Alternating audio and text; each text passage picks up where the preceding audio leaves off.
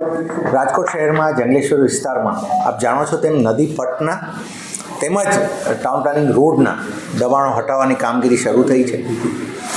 અમે આખું કેમ કે 1400+ ઓલમોસ્ટ 1500 હાઉસીસ આર કવર્ડ, એટલે આટલું જ્યારે મોટું છે ત્યારે રાજકોટ મહાનગરપાલિકાની તમામ સિનિયર ઓફિસરની ટીમ અને લગભગ 700થી 800 મેનપાવર અમારું આ કામમાં ડિપ્લોય થયું છે. હવે એની સાથે પોલીસ ફોર્સ પણ એડિક્વેટ નંબરમાં આજે ડિપ્લોય થઈ છે.